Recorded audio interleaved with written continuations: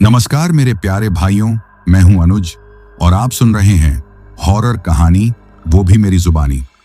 दोस्तों, आज का हॉरर पॉडकास्ट ट्रक ड्राइवर की है जिनका नाम राम प्रसाद है। तो चलिए अब यह कहानी राम प्रसाद जी के नजरिया से सुनते हैं। लेकिन उससे पहले आप लोगों से एक शिकायत है। आप लोग कहानी को पूरा सुनते हैं लेकिन लाइक नहीं करते हैं। इस बार मैंने आप लोगों से बहुत उम्मीद लगाई है कि आप लोग इस बार वीडियो को लाइक भी करेंगे और चैनल को सब्सक्राइब करके अपना सपोर्ट जरूर दिखाएंगे। और अगर आप लोग चाहते हैं कि आपका नाम वीडियो में लिया जाए तो कमेंट में अपना नाम और अपने शहर का नाम जरूर लिखें। तो अब ज्यादा समय नहीं लेते हैं, चलिए कहानी की शुरुआत करते हैं। दोस्तों, मेरा नाम राम प्रसाद है। उम्र करीब 40 के आसपास होगी। मैं पेशे से एक ट्रक ड्राइवर हूं और मैं उड़ीसा के उसी हिस्से से ताल्लुक रखता हूं जहां जमीन तो उपजाऊ है लेकिन किसानों की किस्मत हमेशा बंजर ही रहती है। आज जब मैं अपनी जिंदगी के पन्ने पलटकर देखता हूं तो एक तारीख पर मेरी आंखें ठहर जाती हैं। एक ऐसा दिन जिसने मेरी रूह पर ऐसा घाव दिया जो शायद अगली 7 पीढ़ियों तक भी नहीं भरेगा। यह कहानी किसी कल्पना की उड़ान नहीं बल्कि मेरे और मेरे दोस्त कृष्णा के साथ घटी वो हकीकत है जिसने हमें यकीन दिला दिया कि इस दुनिया में सिर्फ इंसान और जानवर ही नहीं बसते, कुछ और भी है। कुछ ऐसा जो भूखा है और अंधेरे में अपने शिकार का इंतजार करता है। आज से कुछ साल पहले तक मैं भी अपने बाप दादा की तरह किसानी ही करता था। मेरे पास जमीन का एक छोटा सा टुकड़ा था जिस पर मैं और मेरा परिवार अपनी पूरी जान लगाकर मेहनत करते थे। लेकिन कहते हैं ना, जब किस्मत खराब हो तो ऊंट पर बैठे आदमी को भी कुत्ता काट लेता है। कभी बेमौसम बरसात तो कभी सूखा। हमारी फसलें बर्बाद होती रहीं और मैं कर्ज के बोझ तले दबता चला गया। घर में जवान होती बेटी और बूढ़े होते माँ बाप की जिम्मेदारियों ने मेरी रातों की नींद छीन ली थी। मुझे समझ आ गया था कि इस मिट्टी से मैं अपने परिवार का पेट तो भर सकता हूं लेकिन उनके सपनों और अपनी जिम्मेदारियों का कर्ज कभी नहीं उतार पाऊंगा। हमारे गांव के पास से एक बड़ा हाईवे गुजरता था जो उड़ीसा को देश के बाकी हिस्सों से जोड़ता था। मैं अक्सर खेतों में काम करते हुए उन बड़े बड़े ट्रकों को धूल उड़ाते हुए निकलते देखता था। मैं उनके ड्राइवरों को चाय की टपरी पर रुकते बातें करते देखता था। उनकी बातों में एक अलग ही आत्मविश्वास झलकता था। एक ऐसी दुनिया की बातें होती थीं जो मेरे लिए अनजानी थीं। वे बड़े बड़े शहरों, अलग अलग लोगों और हजारों किलोमीटर लंबे सफर की कहानियां सुनाते थे। उनकी जेबें भले ही हमेशा भरी ना रहती हों लेकिन उनकी जिंदगी में एक रफ्तार थी, एक उम्मीद थी जो मेरी किसानी में दम तोड़ चुकी थी। बस उसी दिन मेरे मन में एक ख्याल ने जड़ पकड़ ली। मैंने फैसला कर लिया कि मैं भी अब हल नहीं स्टीयरिंग थामूंगा। इस कर्ज के दलदल से बाहर निकलने का अब यही एक रास्ता बचा था। यह फैसला लेना जितना आसान था उस पर अमल करना उतना ही मुश्किल। मैंने अपनी पत्नी के गहने गिरवी रख दिए, कुछ जमीन का हिस्सा बेचा और गांव के साहूकार से ऊंची ब्याज दर पर कर्ज लेकर किसी तरह डाउन पेमेंट का जुगाड़ किया। कई महीनों की भाग दौड़ के बाद भगवान का नाम लेकर मैंने किश्तों पर एक सेकंड हैंड ट्रक खरीद लिया। वो ट्रक भले ही पुराना था लेकिन मेरे लिए वो सिर्फ एक गाड़ी नहीं था, वो मेरी उम्मीदों का बोझ उठाने वाला मेरा साथी था, मेरे परिवार के बेहतर भविष्य की चाबी था। मुझे ड्राइविंग सीखने में ज्यादा वक्त नहीं लगा। बचपन से ही बड़ी गाड़ियों का शौक था और गांव के ही एक पुराने ड्राइवर ने मुझे कुछ ही हफ्तों में इस फौलादी जिस्म वाली मशीन को काबू करना सिखा दिया था। शुरू में छोटे मोटे चक्कर मिले, कभी सब्जी मंडी तक तो कभी पास के शहर तक सामान पहुंचाना। आमदनी ठीक ठाक हो जाती थी लेकिन बैंक की किश्तें और घर का खर्च निकालने के बाद हाथ में ज्यादा कुछ नहीं बचता था। मैं किसी बड़े काम की तलाश में था, एक ऐसा लंबा चक्कर जो एक बार में ही मेरी सारी आर्थिक परेशानियों को कुछ हद तक कम कर दे। लगभग साल भर की मेहनत के बाद एक दिन मेरी यह मुराद भी पूरी हो गई। मेरे एक दूर के रिश्तेदार ने मुझे एक ऐसे ठेकेदार का नंबर दिया जो उड़ीसा के घने जंगलों से कीमती लकड़ियों की कटाई करवाकर उन्हें देश के दूसरे कोनों तक पहुंचाने का काम करता था। वो ठेकेदार काफी बड़ा और नामी था। मैंने हिम्मत करके उसे फोन मिलाया और काम के लिए पूछा। कुछ देर की बातचीत के बाद वह मुझे काम देने के लिए तैयार हो गया लेकिन उसने एक शर्त रखी। उसने कहा, देखो राम प्रसाद, मेरा काम लंबा और थका देने वाला होता है। मेरा माल उड़ीसा से असम, बंगाल और कभी कभी तो दिल्ली तक भी जाता है। यह सफर अकेले आदमी के बस का नहीं है।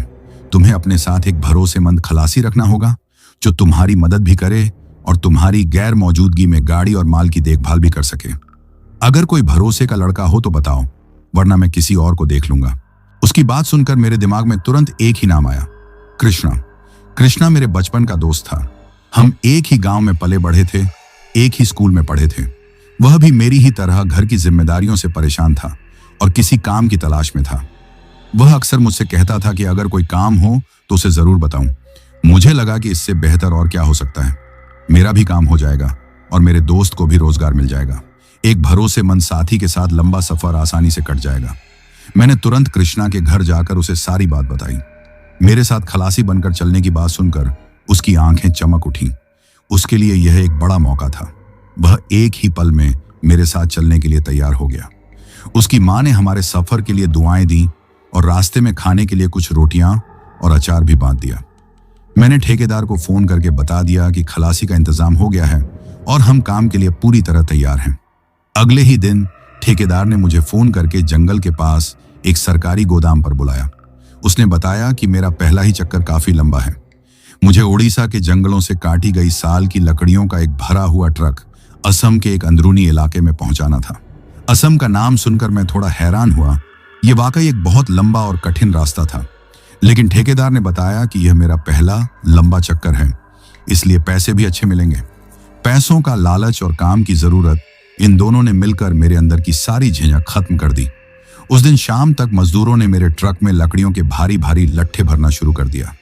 लकड़ियां इतनी ज्यादा थीं कि ट्रक अपनी पूरी क्षमता तक भर गया। जब तक गाड़ी लोड हो रही थी, कृष्णा भी अपना सारा सामान लेकर वहां पहुंच गया। उसके चेहरे पर एक अजीब सी खुशी और उत्साह था। वह पहली बार इतने लंबे सफर पर जा रहा था। गाड़ी पूरी तरह लोड होने के बाद हमने लकड़ियों को मोटी रस्सियों और तिरपाल से अच्छी तरह कसकर बांध दिया ताकि रास्ते में कोई दिक्कत ना हो। शाम ढलने से ठीक पहले, जब सूरज की आखिरी किरणें आसमान में केसरिया रंग घोल रही थीं, हमने अपनी यात्रा शुरू की। मैंने स्टीयरिंग संभाला और कृष्णा मेरे बगल वाली सीट पर बैठ गया।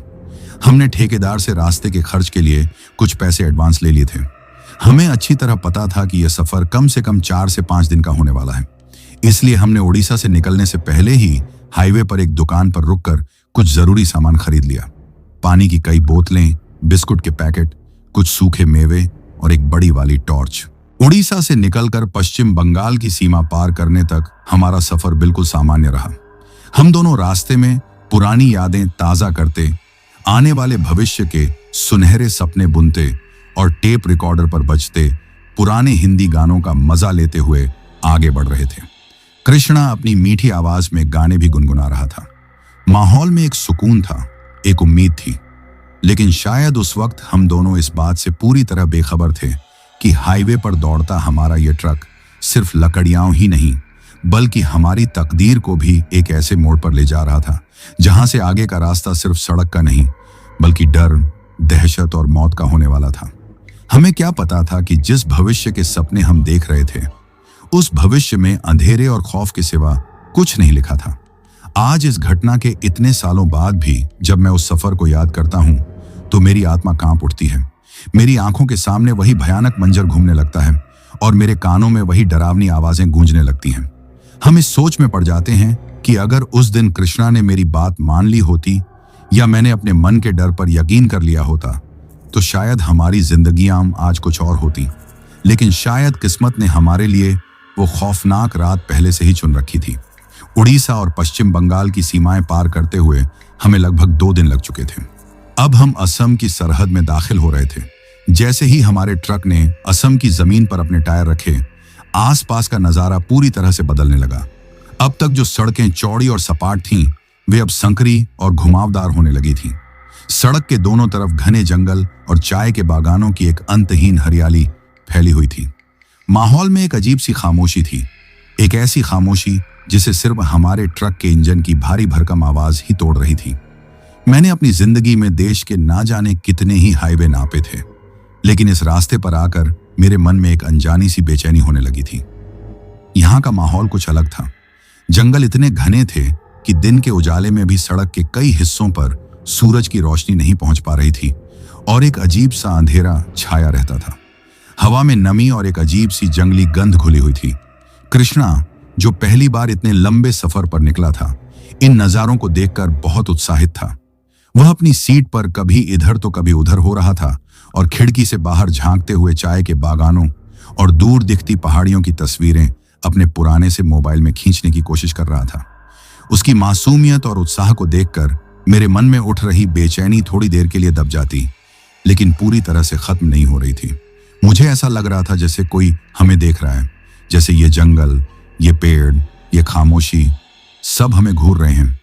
मैंने इस ख्याल को अपने मन से झटक दिया और अपना पूरा ध्यान ड्राइविंग पर लगा दिया। लेकिन मुझे नहीं पता था कि यह सिर्फ मेरी बेचैनी नहीं, बल्कि आने वाले उस भयानक तूफान की पहली आहट थी जो हमारी जिंदगियों को तबाह करने वाला था। सफर अभी बहुत लंबा था और रात गहराने वाली थी। जैसा मैंने बताया, असम की सीमा में घुसते ही सब कुछ बदल गया था। मैदानी इलाकों की चौड़ी और सीधी सड़कें अब पीछे छूट चुकी थीं। हमारा ट्रक अब पहाड़ी सांप की तरह बल खाती एक संकरी सड़क पर धीरे धीरे रेंग रहा था। सड़क के दोनों तरफ इतने ऊंचे और घने पेड़ थे कि उनकी शाखाएं आपस में मिलकर हमारे ऊपर एक हरी छत बना रही थीं। दिन का तीसरा पहर था, लेकिन उस घनी हरियाली की वजह से ऐसा लग रहा था जैसे शाम हो गई हो। सूरज की रोशनी पत्तों से छनकर सड़क पर अजीब सी आकृतियां बना रही थीं, जो पल पल बदलती थीं और आंखों को धोखा देती थीं। कभी लगता जैसे कोई सड़क पर खड़ा है, तो कभी लगता जैसे कोई जानवर झाड़ियों से हमें घूर रहा है। कृष्णा, जो अब तक बाहर के नजारों को देखकर चहक रहा था, अब थोड़ा शांत हो गया था। शायद इस घने जंगल की खामोशी और अंधेरे ने उसके उत्साह को भी निगल लिया था। वह अब चुपचाप बैठा खिड़की से बाहर देख रहा था। उसके चेहरे पर अब वो पहले वाली रौनक नहीं थी, बल्कि एक हल्की सी चिंता की लकीर उभर आई थी। कैसा अजीब जंगल है यह, राम भैया, उसने कुछ देर बाद खामोशी को तोड़ते हुए कहा। लगता ही नहीं कि यहाँ आसपास कोई इंसान भी रहता होगा। एक भी गांव, एक भी झोपड़ी नहीं दिखी अब तक। मैंने उसकी बात का जवाब देने के लिए मुंह खोला ही था कि अचानक एक अजीब सी आवाज के साथ हमारे ट्रक का अगला हिस्सा बाईं ओर खिंच गया।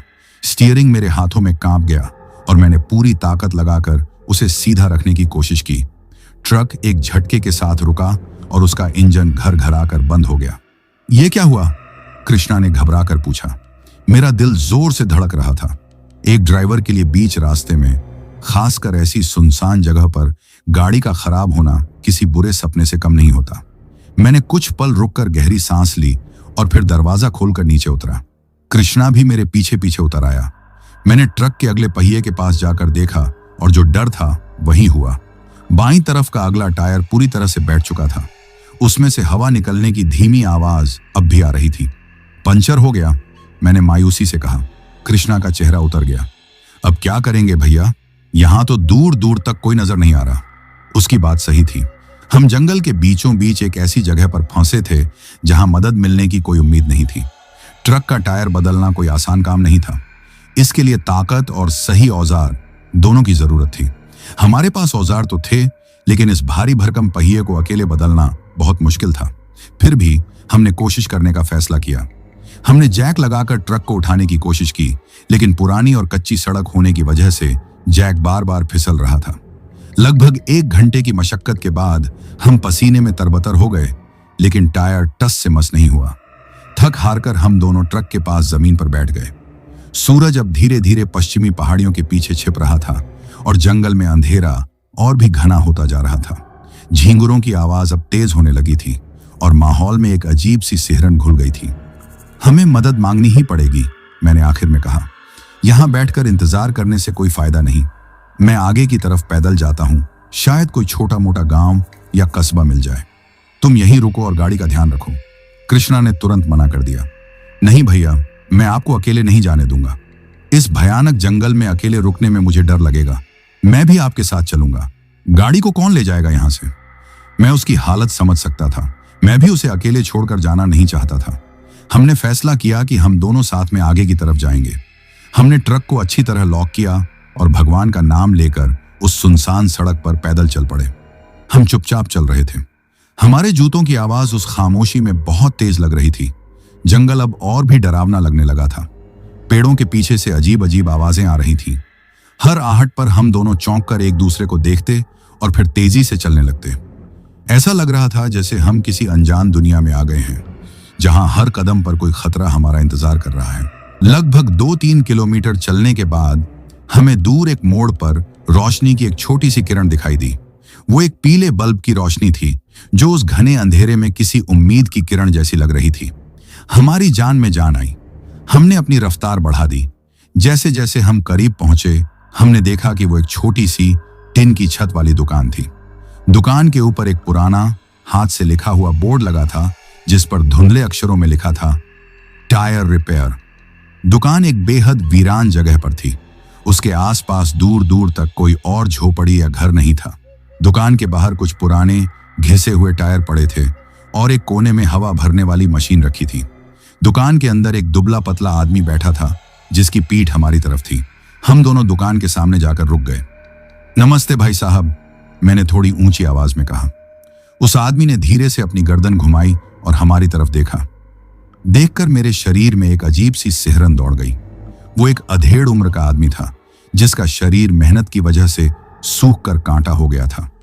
उसके चेहरे पर तेल और ग्रीस के काले धब्बे थे, लेकिन सबसे अजीब थीं उसकी आंखें। उसकी एक आंख तो सामान्य थी, लेकिन दूसरी आंख पूरी तरह सफेद थी, जैसे किसी ने कांच की गोली लगा दी हो। उसकी वो सफेद आंख किसी एक जगह पर टिकी नहीं थी, बल्कि लगातार घूम रही थी, लेकिन ऐसा लगता था जैसे वो कुछ देख नहीं रही हो। जबकि उसकी दूसरी सामान्य आंख हमें बड़े ध्यान से घूर रही थी। क्या हुआ? उसने एक रूखी और सपाट आवाज में पूछा। उसकी आवाज में कोई भाव नहीं था। हमारा ट्रक पीछे पंचर हो गया है, क्या आप ठीक कर देंगे? मैंने पूछा। उसने कुछ देर तक हमें अपनी एक आंख से घूरा, जैसे हमारी बातों का नहीं बल्कि हमारे इरादों का अंदाजा लगा रहा हो। फिर उसने धीरे से सिर हिलाया। पैसा लगेगा, उसने कहा। हाँ, पैसा तो लगेगा ही, आप बस चलकर ठीक कर दीजिए, मैंने जल्दी से कहा। वह अपनी जगह से उठा। उसका शरीर काफी लंबा लेकिन झुका हुआ था। वह बिना कुछ और कहे दुकान के अंदर गया और कुछ औजार एक बोरे में डालने लगा। मैं और कृष्णा बाहर ही खड़े उसका इंतजार कर रहे थे। मुझे वो जगह और वो आदमी दोनों ही बहुत अजीब लग रहे थे। मेरा मन कह रहा था कि यहाँ कुछ गड़बड़ है। ऐसी सुनसान जगह पर सिर्फ एक दुकान का होना और उसका ऐसा अजीब मालिक, यह सब मेरे मन में शक पैदा कर रहा था। कृष्णा भी शायद असहज महसूस कर रहा था। वह बेचैनी से इधर उधर टहलने लगा। टहलते टहलते वह दुकान के पीछे की तरफ चला गया, जहां घना अंधेरा था। मैं उस मैकेनिक पर नजर रखे हुए था। वह अपने काम में लगा था, लेकिन मुझे ऐसा महसूस हो रहा था कि उसकी वो एक आंख अब भी हम पर ही टिकी है। कुछ ही मिनटों के बाद कृष्णा भागता हुआ मेरे पास आया। उसका चेहरा सफेद पड़ चुका था और उसकी सांसें तेजी से चल रही थीं। भैया, भैया, वहां पीछे, वह हकला रहा था। क्या हुआ? क्या है पीछे? मैंने घबरा कर पूछा। उसने डरते डरते अपना हाथ खोला। उसकी हथेली पर एक छोटी सी चीज रखी थी। मैंने झुककर देखा। वो एक बच्ची की पायल थी। नहीं, पायल नहीं, पैर में पहनने वाला एक छोटा सा कड़ा जो गांव की बच्चियां पहनती हैं। वो चांदी का था, लेकिन पुराना और काला पड़ चुका था। उस पर बने घुंघरू भी घिस चुके थे। ये तुझे कहाँ मिला? मैंने पूछा। दुकान के पीछे झाड़ियों के पास मिट्टी में आधा दबा हुआ था, उसने कांपती हुई आवाज में बताया। वहां की मिट्टी भी ताजी लग रही थी, जैसे किसी ने हाल ही में खोदा हो। यह सुनकर मेरा खून जम गया। एक बच्ची का कड़ा एक सुनसान जगह पर, ताजी खुदी हुई मिट्टी के पास। मेरे दिमाग में भयानक ख्याल आने लगे। मैंने अपनी बेटी को याद किया। वो भी ऐसे ही चांदी के कड़े पहनती थी। मेरा दिल किसी अनहोनी की आशंका से कांप उठा। तभी वो मैकेनिक अपने औजारों का बोरा लेकर बाहर आया। उसने हमारी तरफ देखा, फिर कृष्णा की हथेली में रखे उस कड़े पर उसकी नजर गई। एक पल के लिए उसकी सामान्य आंख में एक अजीब सी चमक आई और फिर गायब हो गई। उसने कोई प्रतिक्रिया नहीं दी, जैसे उसने कुछ देखा ही ना हो। चलो, उसने अपनी उसी सपाट आवाज में कहा। मेरा मन उस कड़े के बारे में पूछने का हुआ, लेकिन मेरे अंदर हिम्मत नहीं हुई। मुझे लगा कि इस आदमी से कुछ भी पूछना खतरे को बुलावा देना है। मेरा एकमात्र मकसद अब बस यहां से जल्द निकलना था। मैंने कृष्णा को इशारा किया कि वो चुप रहे और उस कड़े को अपनी जेब में रख ले। हम तीनों चुपचाप उस अंधेरी सड़क पर वापस अपने ट्रक की ओर चलने लगे। वो मैकेनिक हमसे कुछ कदम आगे चल रहा था। उसकी चाल में कोई आवाज नहीं थी। ऐसा लग रहा था जैसे उसके पैर जमीन को छू ही नहीं रहे हों। जंगल की डरावनी आवाजें अब और भी तेज हो गई थीं। मुझे ऐसा लग रहा था जैसे हर पेड़ के पीछे से कोई हमें देख रहा है। वो 2 किलोमीटर का रास्ता मुझे 20 किलोमीटर जैसा लंबा लगा। ट्रक के पास पहुंचकर उस मैकेनिक ने बिना एक शब्द कहे अपना काम शुरू कर दिया। उसकी ताकत और फुर्ती देखकर मैं हैरान था। जिस जैक को हम दोनों मिलकर नहीं लगा पा रहे थे, उसे उसने अकेले ही बड़ी आसानी से लगा दिया। उसने कुछ ही मिनटों में पंचर टायर को बाहर निकाला और उसे ठीक करने लगा। मैं और कृष्णा चुपचाप खड़े उसे देखते रहे। हमारे दिलों में एक ही प्रार्थना थी कि यह काम जल्दी खत्म हो और हम यहां से निकलें। काम खत्म करने के बाद उसने अपने औजार समेटे। मैंने उससे पूछा, कितने पैसे हुए? उसने एक रकम बताई जो सामान्य से काफी ज्यादा थी, लेकिन उस वक्त मुझे पैसों की कोई परवाह नहीं थी। मैंने बिना कोई सवाल किए उसे पैसे निकाल कर दे दिए। उसने पैसे लिए, उन्हें अपनी जेब में रखा और एक बार फिर हमें अपनी उस एक आंख से घूरा। उसकी सफेद आंख अंधेरे में हल्की सी चमक रही थी। फिर वह मुड़ा और जिस रास्ते से आया था उसी रास्ते पर वापस चल दिया। देखते ही देखते उसका लंबा झुका हुआ शरीर अंधेरे में गायब हो गया। हमने एक पल भी बर्बाद नहीं किया। मैंने जल्दी से ट्रक स्टार्ट किया और उसे हाईवे पर ले आया। कृष्णा कांपते हुए मेरे बगल वाली सीट पर बैठ गया। मैंने ट्रक को जितनी तेजी से हो सकता था भगाना शुरू कर दिया। मैंने अनजाने में ही साइड मिरर में देखा। मुझे ऐसा लगा जैसे बहुत दूर सड़क के मोड़ पर उसी दुकान के सामने कोई खड़ा है, एक लंबा साया जो हमें ही देख रहा है। मैंने तुरंत अपनी नजरें सामने सड़क पर गड़ा दी। हम उस जगह से बहुत दूर आ चुके थे, लेकिन केबिन के अंदर एक भारी खामोशी छाई हुई थी। बाहर की ठंडी हवा से ज्यादा ठंडक हमारे दिलों में थी। कृष्णा ने अपनी जेब से वो कड़ा निकाला और उसे चुपचाप देखने लगा। उस छोटी सी बेजान चीज में न जाने कितनी कहानियां और कितना दर्द छिपा था। उस टायर की दुकान का भयानक अनुभव हमें बुरी तरह से डरा गया था। यह सिर्फ एक पंचर ठीक करवाने की घटना नहीं थी, ये एक चेतावनी थी। उस जंगल ने, उस अंधेरे ने, उस एक आंख वाले रहस्यमयी मैकेनिक ने हमें यह बता दिया था कि यह सफर उतना आसान नहीं है जितना हम समझ रहे थे। हवा में घुली बेचैनी अब हमारे ट्रक के केबिन के अंदर आकर बैठ चुकी थी और हमें नहीं पता था कि असली खतरा तो अभी आगे हमारा इंतजार कर रहा था। यह तो सिर्फ उस खौफनाक रात की शुरुआत थी, एक ऐसी रात जो हमारे खून से लिखी जाने वाली थी। उस एक आंख वाले मैकेनिक और उसकी दुकान को पीछे छोड़े हुए हमें लगभग 2 घंटे बीत चुके थे। ट्रक अपनी पूरी रफ्तार से अंधेरे को चीरता हुआ आगे बढ़ रहा था, लेकिन हमारे अंदर का अंधेरा और भी गहरा होता जा रहा था। केबिन के अंदर एक अजीब सी खामोशी पसरी हुई थी, जिसे सिर्फ डीजल इंजन की गड़गड़ाहट और टायरों की आवाज ही तोड़ रही थी। कृष्णा, जो आमतौर पर चुप रहने वालों में से नहीं था, अब अपनी सीट पर सिमट कर बैठा था। उसकी नजरें बार बार अपनी मुट्ठी पर जा रही थी, जिसमें उसने उस बच्ची का चांदी का कड़ा भींच रखा था। उस छोटी सी चीज ने हमारे और इस जंगल के बीच एक अनकहा डरावना रिश्ता बना दिया था। मेरा ध्यान पूरी तरह से सड़क पर था, लेकिन मेरा दिमाग किसी उलझे हुए धागे की तरह उन्हीं ख्यालों में फंसा हुआ था। वो सुनसान दुकान, वो एक आंख वाला मैकेनिक, उसकी अजीब हरकतें और सबसे बढ़कर वो कड़ा और पास की ताजा खुदी हुई मिट्टी, ये सब मिलकर मेरे दिल में एक ऐसा डर पैदा कर रहे थे जिसे मैं समझ नहीं पा रहा था। क्या वो मैकेनिक कोई अपराधी था? क्या उसने किसी बच्ची के साथ कुछ गलत करके उसे वहां दफना दिया था? या फिर मामला कुछ और ही था, कुछ ऐसा जो मेरी सोच और समझ से भी परे था। मैंने अपनी जिंदगी में कई तरह के लोग देखे थे, अच्छे भी और बुरे भी, लेकिन उस आदमी की आंखों में जो खालीपन था वो किसी इंसान का नहीं हो सकता था। भैया, आपको क्या लगता है वो कौन था? कृष्णा ने आखिरकार अपनी चुप्पी तोड़ी। उसकी आवाज में अब भी डर साफ झलक रहा था। मैंने एक गहरी सांस ली। मुझे नहीं पता कृष्णा, लेकिन जो भी था सही नहीं था। हमें बस इस जंगल से जल्द बाहर निकलना है। अब चाहे कितनी भी भूख लगे या नींद आए, हम किसी बड़ी और भीड़ भाड़ वाली जगह पर पहुंचने से पहले कहीं नहीं रुकेंगे। कृष्णा ने धीरे से सिर हिलाया। उसने जेब से वो कड़ा निकाला और उसे डैशबोर्ड पर रख दिया।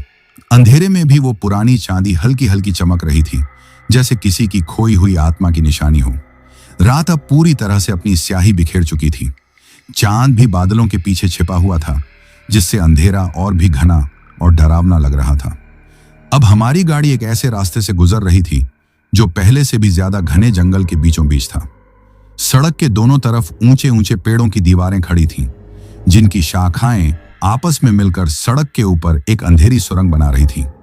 ट्रक की हेडलाइट्स उस सुरंग में जहां तक जाती थीं, बस वहीं तक दुनिया दिखती थी। उसके आगे और पीछे सिर्फ अथाह अंधेरा था। थकान अब हम पर फिर से हावी होने लगी थी। दिन भर की ड्राइविंग और फिर पंचर की मशक्कत ने मेरे शरीर को तोड़ दिया था। मेरी पलकें भारी हो रही थीं। कृष्णा भी ऊँग रहा था। मैं खुद को जगाए रखने के लिए जोर जोर से अपनी जांघ पर हाथ मार रहा था।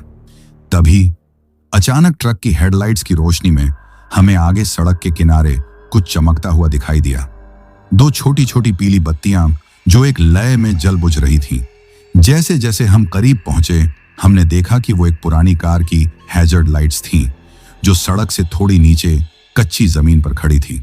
और उस कार के सामने सड़क पर एक आदमी खड़ा था, जो हमें देखकर पागलों की तरह अपने दोनों हाथ हिला रहा था। मेरा दिल मुंह को आ गया। उस टायर वाले अनुभव के बाद मेरा दिल किसी भी अजनबी को देखकर दहल जाता था।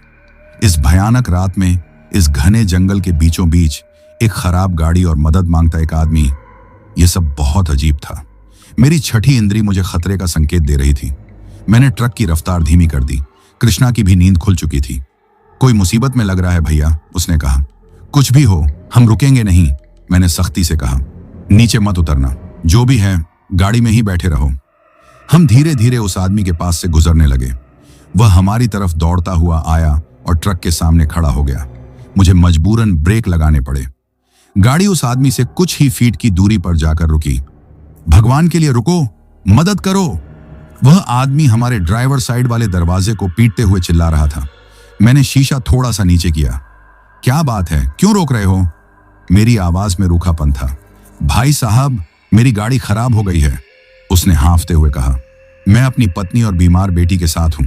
मेरी बेटी की तबीयत बहुत खराब है, उसे तेज बुखार है। आगे कुछ किलोमीटर दूर ही एक गांव है जहां एक डॉक्टर बैठता है। प्लीज हमें वहां तक छोड़ दो, मैं आपके हाथ जोड़ता हूं। उसकी आंखों में आंसू थे और आवाज में बेबसी। एक पल के लिए मेरा दिल पसीजा, लेकिन मेरे दिमाग की बत्तियां जल रही थीं। टायर की दुकान, वो कड़ा, यह सब एक चेतावनी थी। क्या यह एक और जाल था? क्या ये लोग लुटेरे थे? हम किसी को नहीं बिठा सकते, हमारी गाड़ी में माल लदा है, मैंने झूठ बोलते हुए कहा। मैं आपको पैसे दूंगा, जितने आप कहेंगे, वह गिड़गिड़ाया। बस मेरी बच्ची को बचा लो, अगर उसे कुछ हो गया तो हम जिंदा नहीं रह पाएंगे। देखो, मेरी पत्नी भी वहीं बैठी है। उसने अपनी कार की तरफ इशारा किया। मैंने देखा कार की पिछली सीट पर एक औरत बैठी थी, जिसने शायद साड़ी के पल्लू से अपना मुंह ढक रखा था। उसके हाथ में एक छोटा सा बच्चा था जो कंबल में लिपटा हुआ था। मैं दुविधा में था। मेरा दिमाग कह रहा था कि यह खतरा है, यहां से तुरंत निकल जाओ। लेकिन मेरा दिल एक बाप का था। मेरी अपनी बेटी का चेहरा मेरी आंखों के सामने घूम गया। अगर मैं ऐसी किसी मुसीबत में होता तो? तभी कृष्णा ने मेरे कान में फुसफुसाया, भैया, हम इन्हें ऐसे कैसे छोड़कर जा सकते हैं? देखो तो कितनी लाचार हैं, और साथ में एक बीमार बच्ची भी है। अगर इनकी कहानी सच हुई तो हम एक बीमार बच्ची को मरने के लिए इस जंगल में नहीं छोड़ सकते। यह बहुत बड़ा पाप होगा। गांव ज्यादा दूर भी तो नहीं है। हम इन्हें छोड़कर तुरंत आगे निकल जाएंगे। क्या पता इनकी मदद करने से हमारा रास्ता साफ हो जाए और वो मनहूस साया भी कट जाए। कृष्णा की बातों ने मुझे फिर से दुविधा में डाल दिया। एक तरफ मेरा डरा हुआ मन था और दूसरी तरफ मेरा ज़मीर। किसी बेबस को इस हाल में छोड़कर आगे बढ़ जाना मुझे भी सही नहीं लग रहा था। शायद मैं ही ज्यादा सोच रहा था। शायद ये सच में मुसीबत में थे। आखिरकार मेरे ज़मीर ने मेरे डर को हरा दिया। मैंने एक गहरी सांस ली और उस आदमी से कहा, ठीक है, बैठ जाओ, लेकिन सिर्फ तुम्हारी पत्नी और बच्ची बैठेगी। तुम यहीं अपनी गाड़ी के पास रुको। मैं अब भी पूरी तरह से भरोसा नहीं करना चाहता था। यह सुनकर उस आदमी के चेहरे पर निराशा छा गई। नहीं साहब, मैं अपनी पत्नी और बच्ची को अकेले कैसे भेज दूं? इस जंगल में मैं अकेला क्या करूंगा? प्लीज मुझे भी साथ ले चलिए, हम तीनों ज्यादा जगह नहीं लेंगे। कृष्णा ने फिर से मुझसे विनती की। भैया प्लीज मान जाइए। मैं हार गया। शायद मेरी किस्मत में यही लिखा था। ठीक है, जल्दी बैठो, मैंने भारी मन से कहा। यह सुनकर उस आदमी के चेहरे पर एक अजीब सी राहत दिखाई दी। उसने जल्दी से अपनी कार का दरवाजा खोला और अपनी पत्नी को बाहर निकाला। उसकी पत्नी ने अब भी अपना चेहरा ढंका हुआ था और वह बिना एक शब्द बोले चुपचाप चल रही थी। कंबल में लिपटा बच्चा उसके सीने से लगा हुआ था। वे तीनों हमारे केबिन में आकर बैठ गए। वो आदमी मेरे और कृष्णा के बीच में बैठ गया और उसकी पत्नी बच्चे को लेकर कृष्णा के बगल वाली सीट पर दरवाजे से सटकर बैठ गई। उनके बैठते ही केबिन के अंदर का माहौल अचानक से बदल गया। एक अजीब सी ठंडक और भारीपन महसूस होने लगा, जैसे किसी ने सारी हवा बाहर खींच ली हो। एक भीनी भीनी मीठी लेकिन सड़ी हुई सी गंध हवा में घुल गई। मैंने ट्रक आगे बढ़ाया। अब गाड़ी की रफ्तार पहले से कम थी। हम उस गांव के आने का इंतजार कर रहे थे। कुछ देर तक हम सब चुपचाप बैठे रहे। फिर मैंने खामोशी तोड़ने के लिए पूछा, भाई साहब, आपका नाम क्या है? सुरेश, उसने जवाब दिया, और यह मेरी पत्नी राधा है। राधा ने कोई प्रतिक्रिया नहीं दी, बस मूर्ति की तरह बैठी रही। गांव का नाम क्या है? मैंने अगला सवाल किया। उसने कुछ ऐसा नाम बताया जो मैंने पहले कभी नहीं सुना था। बस आगे मोड़ के बाद ही है, ज्यादा दूर नहीं, उसने कहा। जैसे जैसे हम आगे बढ़ रहे थे, केबिन के अंदर की ठंडक बढ़ती जा रही थी। मैंने हीटर की तरफ देखा, वो बंद था। फिर यह ठंडक कहां से आ रही थी? कृष्णा ने बच्चे की तरफ देखकर सुरेश से पूछा, क्या हुआ है बिटिया को? बस कल से तेज बुखार है और कुछ खा पी भी नहीं रही, सुरेश ने कहा। कृष्णा ने अपने झोले से बिस्कुट का एक पैकेट निकाला और राधा की तरफ बढ़ाते हुए कहा, भाभी जी, इसे एक बिस्कुट खिलाकर देखिए, शायद खा लें। जैसे ही कृष्णा ने बिस्कुट का पैकेट आगे बढ़ाया, राधा ने एक झटके से अपना हाथ पीछे खींच लिया और अपने बच्चे को और कसकर सीने से लगा लिया। पल्लू के अंदर से उसकी आंखें एक पल के लिए चमकी और उनमें दया या कृतज्ञता नहीं, बल्कि खौफ था। एक गहरा अनजाना खौफ। यह देखकर हम दोनों को बहुत अजीब लगा। सुरेश ने बात को संभालते हुए कहा, नहीं भाई साहब, वो कुछ नहीं खाएगी, आप रहने दीजिए। मैंने ट्रक की हेडलाइट्स में देखा। हम लगभग 10-15 किलोमीटर आगे आ चुके थे, लेकिन दूर दूर तक किसी गांव का कोई नामो निशान नहीं था। अंधेरा और जंगल और भी घना होता जा रहा था। मेरा शक अब यकीन में बदलने लगा था। मैंने सीधे सीधे सुरेश से पूछा, भाई साहब, आपने तो कहा था कि गांव बस थोड़ी ही दूर है। हम तो काफी आगे आ चुके हैं। आपका गांव अभी तक क्यों नहीं आया? मेरी बात सुनकर सुरेश धीरे धीरे हंसने लगा। वो एक सूखी और डरावनी हंसी थी जो केबिन में गूंज रही थी। उसने अपना चेहरा मेरी तरफ घुमाया। हेडलाइट की हल्की रोशनी जो केबिन में आ रही थी, उसमें मैंने देखा कि उसकी आंखों में अब वो बेबसी नहीं थी, उनमें एक क्रूर चमक थी। उसने अपनी उसी डरावनी हंसी के साथ कहा, पहुंच गए भाई साहब, बस पहुंच ही गए। तुम दोनों ठीक वहीं पहुंच गए हो जहां तुम्हें होना चाहिए। उसकी यह बात सुनकर मेरे शरीर का सारा खून जम गया। स्टीयरिंग पर मेरी पकड़ कांपने लगी। मुझे यह समझने में एक पल भी नहीं लगा कि हमने उस टायर की दुकान से बचकर एक और बड़ी और शायद आखिरी गलती कर दी है। हम किसी इंसान को नहीं, बल्कि किसी भयानक बला को अपनी गाड़ी में बिठाकर मौत की ओर बढ़ रहे थे। मैंने स्टीयरिंग पर अपनी पकड़ मजबूत कर ली, पर मेरा दिल जानता था कि मैंने ट्रक का दरवाजा सिर्फ 3 अजनबियों के लिए नहीं, बल्कि अपनी बर्बादी के लिए खोला था। पहुंच गए भाई साहब, बस पहुंच ही गए। तुम दोनों ठीक वहीं पहुंच गए हो जहां तुम्हें होना चाहिए। सुरेश के मुंह से निकले ये शब्द किसी झर बुझे तीर की तरह मेरे कानों में घुसे और मेरे पूरे जिस्म में फैल गए। एक पल के लिए मेरा दिमाग सुन्न पड़ गया। स्टीयरिंग पर मेरे हाथ कांपते हुए जम गए। ट्रक अपनी रफ्तार से आगे बढ़ रहा था, लेकिन मुझे ऐसा लगा जैसे समय रुक गया है। बगल में बैठा कृष्णा पत्थर की मूर्ति बन चुका था। उसका चेहरा डर के मारे चादर की तरह सफेद पड़ गया था और उसकी आंखें उस आदमी पर टिकी थीं, जिसमें अब उसे अपनी मौत नजर आ रही थी। मेरे दिमाग में पहला ख्याल ट्रक को रोकने का आया, उसे धक्का देकर बाहर फेंकने का, ब्रेक लगाकर गाड़ी को सड़क से नीचे उतार देने का, कुछ भी करने का जिससे हम इस बला से बच सकें। लेकिन डर ने मेरे शरीर को ऐसे जकड़ लिया था कि मैं हिल भी नहीं पा रहा था। मेरे गले से आवाज तक नहीं निकल रही थी। हमारे इस खौफ को देखकर सुरेश के चेहरे पर वही खाली और डरावनी मुस्कान और भी गहरी हो गई। अब उसकी आवाज में वो बेबसी और लाचारी नहीं थी। एक गहरी खुरदरी और मजाक उड़ाती हुई आवाज केबिन में गूंजी। कितने मूर्ख हो तुम इंसान, उसने कहा, जैसे वो मेरे मन की बातें पढ़ सकता हो। हर बार एक ही गलती करते हो। तुम्हारी यही दया तुम्हें हर बार मौत के मुंह में ले आती है। उस एक आंख वाले ने तो तुम्हें चेतावनी दी थी, है ना? वो कड़ा, वो एक निशानी थी तुम्हारे जैसे पहले आए मूर्खों की। लेकिन नहीं, तुम्हें तो पुण्यात्मा बनना था। उसकी बात सुनते ही हमारे पैरों तले से जमीन खिसक गई।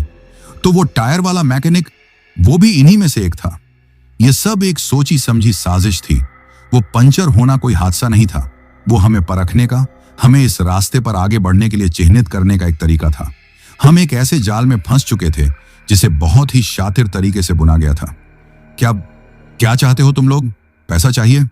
जो भी है सब ले लो, बस हमें जाने दो। कृष्णा ने आखिरकार कांपती हुई आवाज में कहा। उसकी आवाज में मौत का डर साफ था। सुरेश जोर से हंसा, एक ऐसी हंसी जिसमें किसी भी इंसानियत की झलक नहीं थी।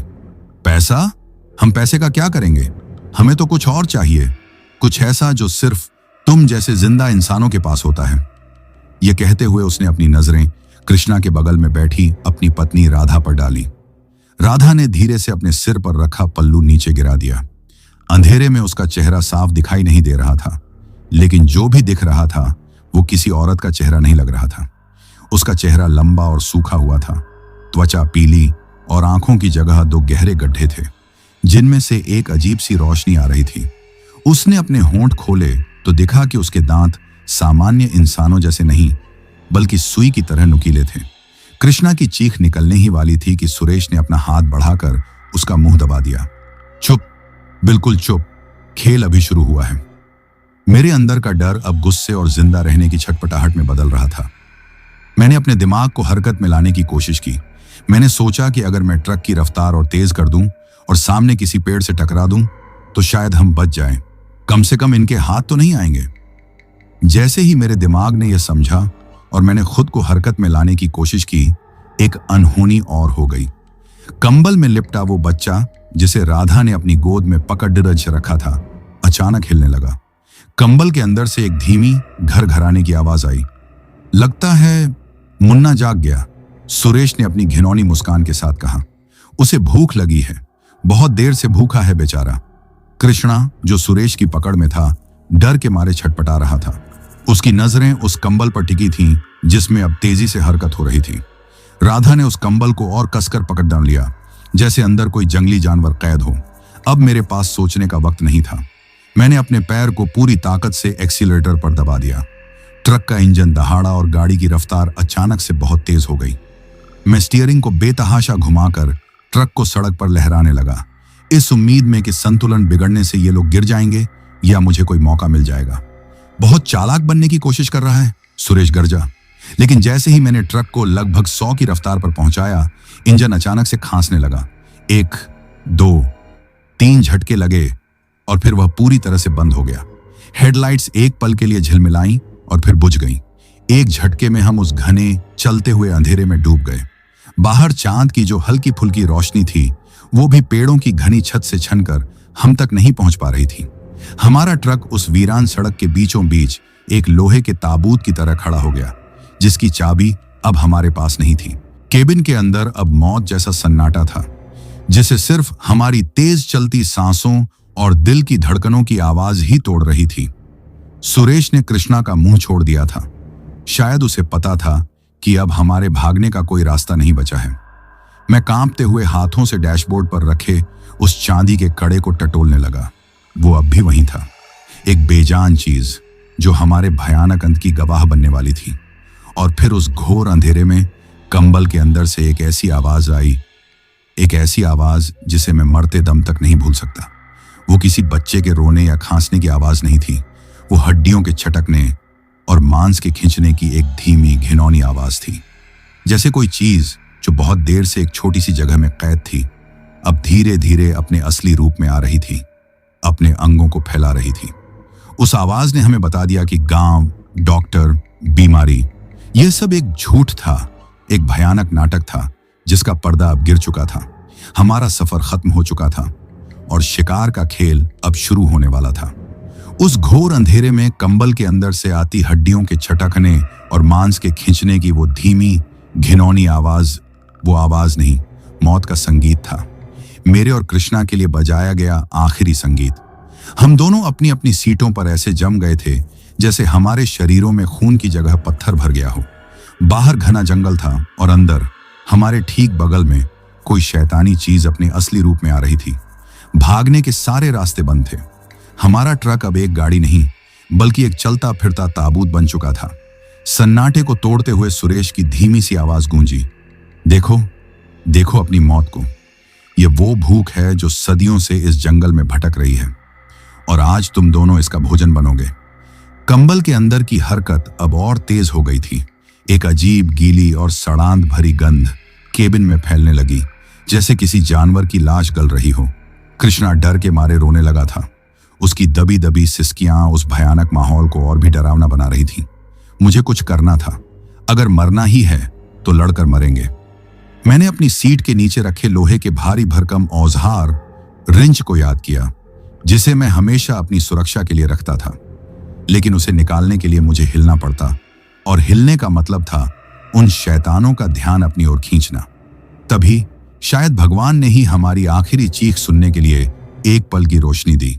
बादलों का एक छोटा सा टुकड़ा हटा और चांद की एक बीमार पीली सी रोशनी ड्राइवर साइड की खिड़की से छनकर अंदर आई। वो रोशनी सिर्फ कुछ सेकंड के लिए थी, लेकिन उन कुछ सेकंडों में हमने जो देखा उसने हमारी आत्मा को सुखाकर रख दिया। कंबल अब जमीन पर पड़ा था और उसकी जगह राधा की गोद में जो चीज बैठी थी वो कोई बच्चा नहीं था। वो कोई कीड़ा था, एक इंसानी कीड़ा। उसके हाथ और पैर इंसानों की तरह ही थे, लेकिन वे बेतहाशा लंबे और पतले थे, जैसे मकड़ी के पैर हों, और वे अजीब कोणों पर मुड़े हुए थे। उसकी गर्दन भी किसी पक्षी की तरह लंबी थी, और उसका सिर एक छोटे से तरबूज जैसा था जिस पर कोई बाल नहीं थे। आंखें और नाक की जगह सिर्फ काले गड्ढे थे, और उसका मुंह एक कान से दूसरे कान तक फैला हुआ एक चीरा था, जिसमें से एक लंबी सांप जैसी जीभ बार बार बाहर निकल रही थी। वो मंजर देखते ही कृष्णा की दबी हुई सिसकी एक भयानक चीख में बदल गई। उसकी चीख सुनते ही सुरेश और राधा दोनों एक साथ हरकत में आए।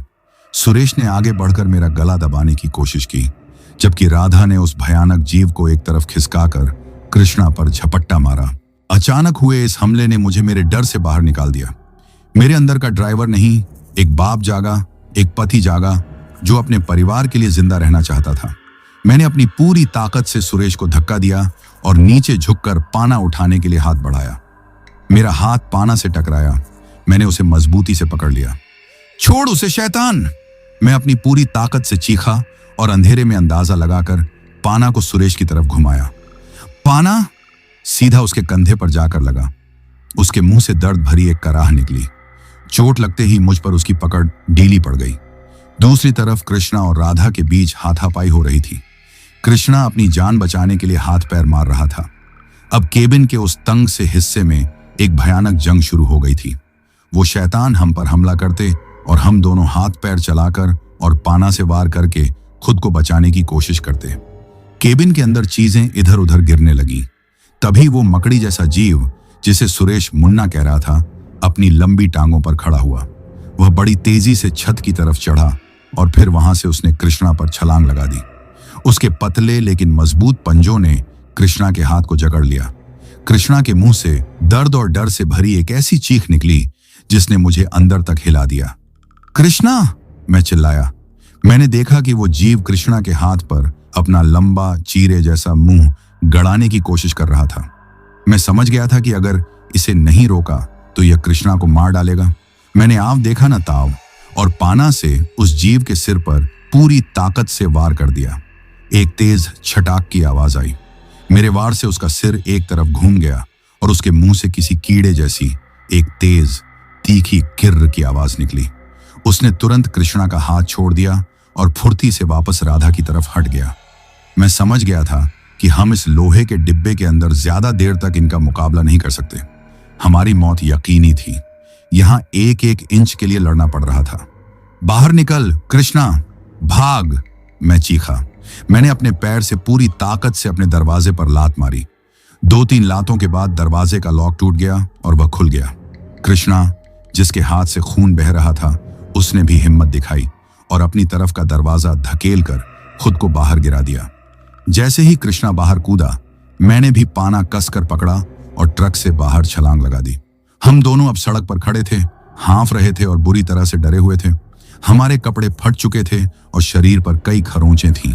हम लोहे के ताबूत से बाहर तो आ गए थे, लेकिन अब हम उनकी दुनिया में खड़े थे, उस खौफनाक खामोश जंगल में जहां भागने का कोई रास्ता नहीं था। कुछ ही पलों के बाद ट्रक के केबिन से वो तीनों शैतान बाहर निकले। पहले सुरेश, फिर राधा और उनके पीछे वो लंबा मकड़ी जैसा जीव। अब उन्हें अपना रूप छिपाने की कोई जरूरत नहीं थी।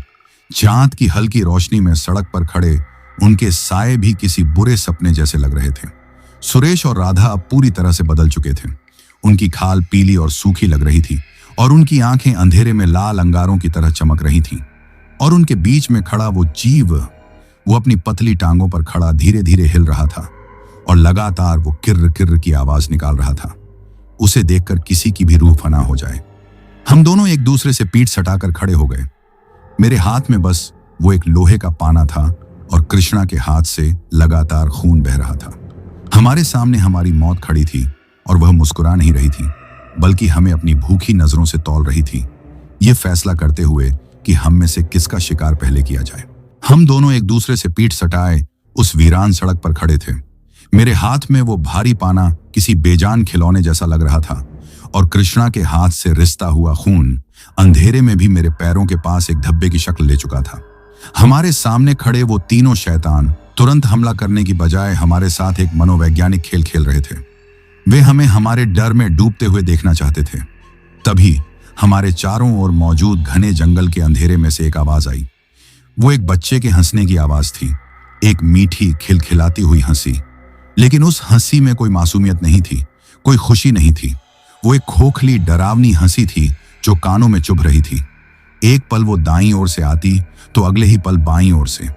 ऐसा लग रहा था जैसे पूरा जंगल, हर पेड़, हर पत्ता हम पर हंस रहा हो, हमारी बेबसी का मजाक उड़ा रहा हो।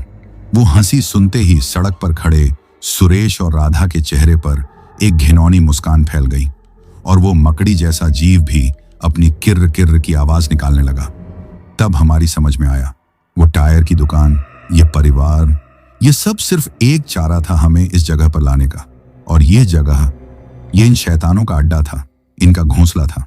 वो बूढ़ी औरत की तरह अकेली नहीं थी, उसके जैसे और भी न जाने कितने ही शैतान उस जंगल के अंधेरे में छिपे हुए थे और हम उनके बीचों बीच फंस चुके थे। मुझे पता था कि अगर हम यहीं खड़े रहे तो डर ही हमें मार डालेगा। वो हंसी हमारे हौसले को तोड़ने का काम कर रही थी। कृष्णा डर के मारे बुरी तरह कांप रहा था।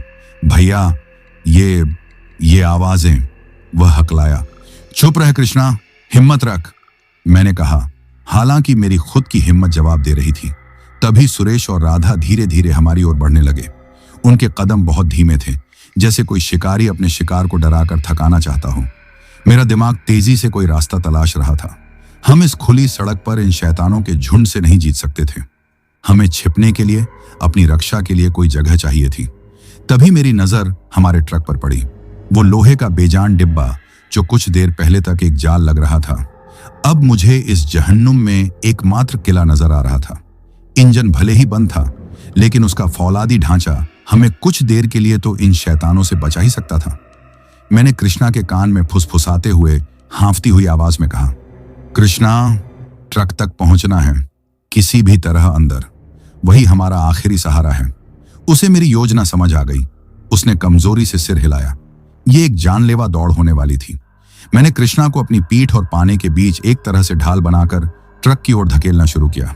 चल कृष्णा, भाग, मैं चीखा। हम दोनों ने अपनी बची खुची ताकत बटोरकर ट्रक की ओर दौड़ लगा दी। ये हमारे जीवन की सबसे भयानक दौड़ थी। वो शैतान समझ गए थे कि हम क्या करने की कोशिश कर रहे हैं। वे चारों तरफ से हम पर टूट पड़े। सुरेश और राधा ने हमें पकड़ने की कोशिश की तो वो मकड़ी जैसा जीव अपनी लंबी टांगों से हमें गिराने के लिए दौड़ा। जंगल से आती वो हंसी अब और भी तेज और उन्मादी हो गई थी।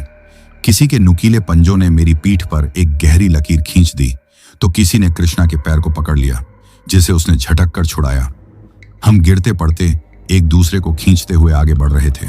हर एक कदम एक जंग की तरह था। ट्रक जो हमसे सिर्फ 20 कदम दूर था, अब मीलों दूर लग रहा था। आखिरकार हम ट्रक के दरवाजे तक पहुंच गए। मैंने कृष्णा को पूरी ताकत से पैसेंजर सीट की ओर धकेला और खुद ड्राइवर सीट की ओर भागा। खोल दरवाजा, मैं चिल्लाया। अंश ने लड़खड़ाते हुए दरवाजा खोला और अंदर गिर पड़ा। मैंने भी अपना दरवाजा खोला और अंदर कूद गया। हमने लगभग एक ही समय पर अपने दरवाजे बंद किए। दरवाजा बंद होने की खटाक की आवाज के साथ ही दर्जनों शैतान हमारे ट्रक से आकर टकराए। हम बच गए थे, लेकिन सिर्फ कुछ पलों के लिए। असली कहर तो अब शुरू हुआ था। हम दोनों अपनी सांसें काबू करने की कोशिश कर रहे थे और बाहर वो शैतान हमारे ट्रक पर चढ़ गए थे। वे दरवाजों पर जोर जोर से हाथ पैर मार रहे थे, खिड़कियों को अपने नुकीले पंजों से खुरच रहे थे। खरोंचों की जैसी आवाज हमारे कानों में पिघले हुए शीशे की तरह उतर रही थी। वे हमारे ट्रक को बुरी तरह से हिला रहे थे, जैसे उसे पलट देना चाहते हों। बाहर से आती वो भयानक हंसी, गुर्राहटें, चीखें और खरोंचों की आवाजों ने मिलकर एक ऐसा शोर पैदा कर दिया था जो किसी भी इंसान को पागल कर सकता था। हम उस लोहे के डिब्बे में कैद थे और बाहर मौत नाच रही थी। तभी ड्राइवर साइड की खिड़की के शीशे पर एक जोरदार वार हुआ। वो मकड़ी जैसा जीव अपनी पूरी ताकत से शीशे पर अपना सिर पटक रहा था। शीशे पर मकड़ी के जाले जैसी दरारें पड़ गईं। एक और वार पड़ा और शीशा चटकने लगा। कृष्णा डर के मारे रोने लगा था। भैया, अब हम नहीं बचेंगे, ये शीशा टूटने वाला है। मैंने उसे दिलासा देने की कोशिश की, लेकिन मेरे खुद के हलक में शब्द सूख गए थे। मुझे अपनी मौत साफ साफ नजर आ रही थी। मैंने अपनी आंखें बंद कर लीं और अपने परिवार को, अपनी बेटी के चेहरे को याद करने लगा। मैंने मान लिया था कि यह मेरी जिंदगी की आखिरी रात है। और तभी मैंने उसे देखा। उस घनी अंधेरी और सीधी सड़क पर बहुत दूर एक छोटी सी रोशनी की बिंदु टिमटिमाई। पहले तो मुझे लगा कि यह मेरे डर का वहम है, मौत से पहले की कोई आखिरी उम्मीद। लेकिन नहीं, वो बिंदु धीरे धीरे बड़ा हो रहा था। वह हिल रहा था, वह हमारी ही तरफ आ रहा था। वो किसी गाड़ी की हेडलाइट्स थी। मेरे अंदर मरी हुई उम्मीद ने अचानक से एक जोरदार अंगड़ाई ली। मेरे ठंडे पड़ चुके खून में जैसे उबाल आ गया। ये हमारा आखिरी मौका था, शायद इकलौता मौका। कृष्णा देख, गाड़ी, मैं खुशी और डर से मिली जुली आवाज में चीखा। लेकिन वो गाड़ी अभी बहुत दूर थी और ये शैतान किसी भी पल शीशा तोड़कर अंदर आ सकते थे। मुझे उस गाड़ी का ध्यान हमारी ओर खींचना था। मैंने कांपते हुए हाथों से ट्रक का हॉर्न बजाने की कोशिश की। इंजन बंद था, लेकिन बैटरी में अभी भी थोड़ी जान बाकी थी। हॉर्न की तेज कर्कश आवाज ने रात की खामोशी और शैतानों के शोर को चीर दिया। मैं पागलों की तरह हॉर्न बजाने लगा। मैंने केबिन की लाइट जलाई बुझाई और अपनी पूरी ताकत से मदद के लिए चीखना शुरू कर दिया। बचाओ, कोई है, मदद करो। मेरी आवाज डर और एक नई जागी हुई उम्मीद से फट रही थी। बाहर खड़े शैतान शायद उन आती हुई रोशनियों से बौखला गए थे। उन्होंने ट्रक पर हमला और तेज कर दिया था। खिड़की का शीशा अब किसी भी पल टूट कर गिर सकता था। हमारी जिंदगी अब दो सवालों पर टिकी थी। क्या वो रोशनी हम तक वक्त पर पहुंच पाएगी और क्या तब तक हम जिंदा बच पाएंगे? खिड़की का शीशा किसी भी पल टूटकर हमारे ऊपर गिर सकता था। बाहर वो शैतान उस आती हुई रोशनी को देखकर जैसे पागल हो गए थे। उनका हमला और भी वहशी हो गया था। हमारी जिंदगी और मौत के बीच का फासला अब सिर्फ कुछ पलों और कुछ गज की दूरी का रह गया था। मैं पागलों की तरह हॉर्न बजाए जा रहा था और मेरी आवाज चीख चीख कर फट चुकी थी। वो हेडलाइट्स अब तेजी से हमारे करीब आ रही थी। वो एक गाड़ी नहीं थी, बल्कि एक बड़ी जीप लग रही थी। जैसे ही वह हमारे ट्रक के पास पहुंची, तेज ब्रेक लगने की आवाज आई और वह हमारे पास आकर रुक गई। वो वन विभाग, फॉरेस्ट डिपार्टमेंट की गाड़ी थी। गाड़ी के रुकते ही उसके दरवाजे खुले और राइफल लिए हुए 3-4 वर्दीधारी अफसर नीचे कूदे। उनकी शक्तिशाली टॉर्चों की तेज रोशनी ने एक साथ उस जगह को दिन की तरह रोशन कर दिया। अचानक इतनी तेज रोशनी, गाड़ी का शोर और इतने सारे इंसानों को एक साथ देखकर वो शैतान बिलबिला उठे। उनके मुंह से दर्द और गुस्से से भरी चीखें निकलने लगी। रोशनी पड़ते ही वे अंधेरे की ओर भागने लगे। सुरेश और राधा पलक झपकते ही जंगल के उस अंधेरे में गायब हो गए जहां से कोई आवाज नहीं आ रही थी। वो मकड़ी जैसा मुख्य शैतान जो शीशा तोड़ रहा था, जंगल में गायब होने से पहले एक बार घूमकर हमें देखने के लिए रुका। उसकी काली आंखों में इतनी नफरत और गुस्सा था कि उसे देखकर ही हमारा खून जम जाए। और फिर वह भी अंधेरे में समा गया। जंगल से आती वो भयानक हंसी बंद हो गई। खरोंचों की आवाजें थम गईं। अचानक सब कुछ शांत हो गया। बाहर सिर्फ अफसरों के जूतों और उनकी धीमी आवाजों का शोर था। हमारे लिए यह खामोशी किसी जन्नत की तरह थी। तत्काल खतरा टल चुका था। मैं स्टीयरिंग पर सिर रखकर किसी बच्चे की तरह फूट फूट कर रोने लगा। सालों का दबा हुआ दर्द, डर और तनाव आंसुओं के रास्ते बाहर निकल रहा था। एक उम्र दराज अफसर ने हिम्मत करके हमारे ट्रक का दरवाजा खटखटाया। कोई है अंदर? आप लोग ठीक हैं? मैंने कांपते हुए हाथों से दरवाजा खोला। जैसे ही अफसर और दूसरे जवानों ने हमारी हालत देखी, वे हैरान रह गए। मैं, जो बुरी तरह से डरा हुआ और पसीने में लथपथ था, और मेरे बगल में कृष्णा, जो खून से लथपथ और लगभग बेहोशी की हालत में था। हमारे ट्रक का टूटा हुआ शीशा और गाड़ी पर पड़े गहरे खरोंचों के निशान खुद ही हमारी कहानी बयां कर रहे थे। क्या हुआ तुम लोगों के साथ? यह हालत कैसे हुई? अफसर ने पूछा। मैंने उन्हें सब कुछ बताने की कोशिश की। मैंने उन्हें उस एक आंख वाले मैकेनिक के बारे में बताया, उस बच्ची के कड़े के बारे में, सुरेश और उसके परिवार के नाटक के बारे में, और उन भयानक शैतानों के बारे में। मेरी बातें किसी पागल की बड़बड़ाहट जैसी लग रही थीं। जवान एक दूसरे को हैरानी से देख रहे थे। वे शायद सोच रहे थे कि हम सदमे में अपना दिमागी संतुलन खो बैठे हैं। लेकिन तब उस अफसर ने, जो एक अनुभवी और शांत स्वभाव के व्यक्ति लग रहे थे, जमीन पर पड़े अजीब से निशानों को देखा। वे किसी भी जानवर के पैरों के निशान जैसे नहीं थे। उसने हमारे ट्रक पर पड़े गहरे खरोंचों को देखा, जो किसी भी पत्थर या हथियार से नहीं बनाए जा सकते थे। फिर उसने मेरी आंखों में देखा, जिसमें उसे सिर्फ और सिर्फ सच्चा खौफ नजर आया। उसने अपने जवानों से कहा, इनकी बातों पर हंसो मत। ये जंगल अपने अंदर कई राज छुपाए हुए हैं। पुराने लोग इस सड़क के बारे में कई अजीब कहानियां सुनाते हैं। यहां कुछ तो है जो सही नहीं है। उसकी बात सुनकर मुझे थोड़ी तसल्ली हुई कि कम से कम कोई तो है जो हमें पूरी तरह से पागल नहीं समझ रहा। जवानों ने तुरंत कृष्णा को फर्स्ट एड दिया और उसके जख्मों पर पट्टी बांधी। अफसर ने मुझसे कहा, देखो, तुम इस ट्रक को अभी यहीं छोड़ दो। इसे हम सुबह आकर यहां से निकलवा लेंगे। अभी तुम दोनों का यहां एक पल भी रुकना खतरे से खाली नहीं है। मैं अपने ट्रक को कैसे छोड़ देता? वह मेरी जिंदगी भर की कमाई थी, मेरे सपनों का आधार था। लेकिन उस वक्त जिंदगी से बढ़कर कुछ भी नहीं था। मैंने हामी में सिर हिला दिया। उन अफसरों ने हमें सहारा देकर अपनी जीप में बिठाया। जैसे ही उनकी गाड़ी आगे बढ़ी, मैंने पीछे मुड़कर अपने ट्रक को देखा। वह अंधेरे में अकेला खड़ा था, मेरी टूटी हुई हिम्मत और बिखरे हुए सपनों का एक खामोश गवाह। उन्होंने हमें पास के ही एक कस्बे के सरकारी अस्पताल में भर्ती करवा दिया। कृष्णा का इलाज शुरू हुआ। डॉक्टरों ने बताया कि जख्म गहरा है, लेकिन खतरे की कोई बात नहीं है। पुलिस ने भी हमसे पूछताछ की, लेकिन हमने उन्हें सिर्फ इतना बताया कि कुछ लुटेरों ने हम पर हमला कर दिया था। हम जानते थे कि अगर हम उन्हें सच बताते तो वे हम पर कभी यकीन नहीं करते और शायद हमें ही किसी मुसीबत में फंसा देते। कई दिनों के इलाज के बाद जब कृष्णा को अस्पताल से छुट्टी मिली तो हम दोनों ने वापस अपने गांव उड़ीसा लौटने का फैसला किया। ठेकेदार को फोन करके बता दिया था कि गाड़ी का एक्सीडेंट हो गया है और माल तबाह हो गया है। उसने काफी हंगामा किया, लेकिन हमारी हालत ऐसी नहीं थी कि हम कुछ कर पाते। वापसी का सफर बहुत लंबा और खामोश था। हम दोनों में से किसी ने भी उस रात के बारे में एक शब्द भी नहीं कहा, लेकिन हम दोनों जानते थे कि हम एक ही चीज के बारे में सोच रहे हैं। गांव वापस लौटकर जिंदगी एक बोझ बन गई थी। कुछ दिनों बाद वन विभाग की मदद से मैं अपना ट्रक वापस ले आया, लेकिन वह अब सिर्फ लोहे का एक ढांचा था। उसकी मरम्मत कराना मेरे बस में नहीं था। मैंने उसे कबाड़ में बेचकर किसी तरह बैंक का कर्ज चुका दिया। मेरी रोजी रोटी, मेरा सपना, सब कुछ उस एक रात में खत्म हो गया था।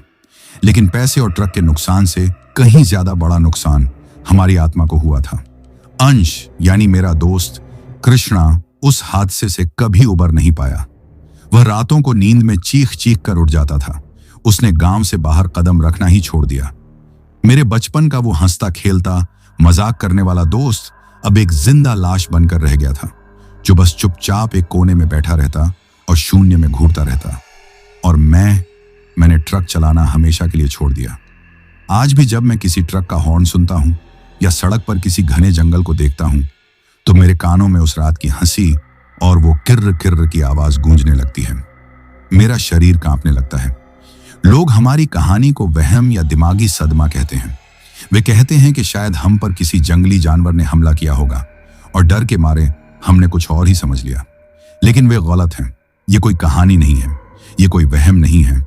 ये वो भयानक हकीकत है जिसे मैंने और कृष्णा ने अपनी आंखों से देखा है, अपने जिस्म पर महसूस किया है। ये वो जख्म है जो वक्त के साथ भी कभी नहीं भरेगा। हमने उस रात सिर्फ अपना माल और अपना ट्रक नहीं खोया था, हमने अपनी मासूमियत, अपनी हिम्मत और अपनी जिंदगी का सुकून खो दिया था। और हमें यह भी पता चल गया था कि इस दुनिया में तर्क और विज्ञान से परे एक और दुनिया भी है, एक अंधेरी और खौफनाक दुनिया जो सिर्फ अपना शिकार ढूंढती है। और हम बदनसीब थे कि हम उसके रास्ते में आ गए। तो दोस्तों, ये कहानी यही खत्म हुई। अब जिन भाइयों ने अपना नाम वीडियो में कमेंट किया था, उनका नाम लेते हैं। नितिन वर्मा भाई दिल्ली से, दिनेश चौहान भाई बुरहानपुर मध्य प्रदेश से, अब्दुल भाई आंध्र प्रदेश से, अरविंद कुमार भाई दिल्ली से, मनाश्विनी पांडा भाई अरुणाचल प्रदेश से, जोशीम भाई वेस्ट बंगाल से, राणुगिरी जी दुबई से, गुलाब सिंह भाई भोपाल से, करण सुनवार भाई नेपाल से, रेज्यूम कमकी भाई अरुणाचल प्रदेश से, आलोक कुमार भाई दिल्ली से, अभिषेक श्रीवास्तव भाई आगरा से, रवि त्रिपाठी भाई लखनऊ से, बाबू मोनी जी असम गोहपुर से, मोड़ासिर भाई रांची से, संगीत जी भानपुरा दिल्ली से, पटेल जसवंत भाई सूरत से, आशिक भाई जोधपुर राजस्थान से, समीर अहमद भाई सऊदी अरब से, रितेश कुमार भाई उत्तर प्रदेश से, आदित्य भाई सतारा से, मौसमी सिंह जी मोतिहारी बिहार से, रवि कुमार भाई यमुनानगर हरियाणा से, साहिल मारू भाई सूरत गुजरात से, सुनील बस्तोला भाई ऑस्ट्रेलिया से, वरुण भाई फरीदाबाद से, दानिश खान भाई औरंगाबाद से, सुनील नालावादे भाई मुंबई ईस्ट से, मिहिर और भाव्या अहमदाबाद गुजरात से, अविनाश भाई सतना से, अनीता शर्मा जी गुजरात अहमदाबाद से, विनोद गुरुंग भाई दुबई से, संजय भाई अनसोल से, रिमो भाई ओडिशा से, सफदार अब्बास भाई रावलपिंडी पाकिस्तान से, जुनैद भाई नासिक से, सुरेश राठौर बलोत्रा भाई राजस्थान से, सुनील दास भाई रांची झारखंड से, चंदन भाई ओडिशा से, शिवराज भाई भीलवादा से, गौतम रब्बीदास भाई असम करीमगंज से, संजीव सचदेवा भाई कोटकपुरा पंजाब से, अभिषेक सुबेदी भाई झापा नेपाल से, शिव महाकाल भाई न्यू दिल्ली से, रवि कुमार भाई कर्नाटक से, वशीम भाई कश्मीर से, यूसुफ शाह भाई लाहौर पाकिस्तान से, शिशपाल यादव भाई इटावा से, महबूब आलम भाई दिल्ली गाजियाबाद से, विजय कवारे भाई खामगांव महाराष्ट्र से, संदीप भाई खुशीनगर से, बुद्धा राय भाई नेपाल से, रविंद्र भाई आगरा उत्तर प्रदेश से, अंजार भाई पश्चिम बंगाल से, मुस्कान जी हिमाचल प्रदेश से, अनीता जी दवाइयां से, शिवराज कीर भाई जयपुर से, अवनीत विक्रम ठाकुर भाई रानियाव से, जानवी मानसी जालंधर पंजाब से, सरिता जी मध्य प्रदेश से, पूरन चंद्र बलोत्रा भाई राजस्थान से, नवनीत रैना भाई गाजियाबाद से, सुमित्रा बारीक जी कोलकाता से, प्रीति यादव जी जौनपुर से, आदित्य सावंत भाई कैलिफोर्निया यूएसए से, शशि सक्सेना, हरिकिशन सक्सेना, अनुष्का सक्सेना और गुड्डू सक्सेना हाथरस से उत्तर प्रदेश से, अभिषेक तिवारी भाई संगम बिहार से, नईम शेख भाई औरंगाबाद से, निकुंज कुमार भाई मुजफ्फरनगर से, मल्हार भाई नासिक महाराष्ट्र से, शनि भाई उत्तर प्रदेश से, मोहम्मद फरीज खानुल्लाह भाई नेपाल से, अरविंद पासवान भाई उत्तर प्रदेश से, सपना देपा हल्द्वानी उत्तराखंड से, आलोक सिंह भाई दिल्ली से, मुकेश गुज्जर भाई भरतपुर से, मिठू दास भाई रायगंज से, बाबूजी गुटेदारों भाई कर्नाटक से, लक्ष्मण शंकर जाधव भाई पुणे से,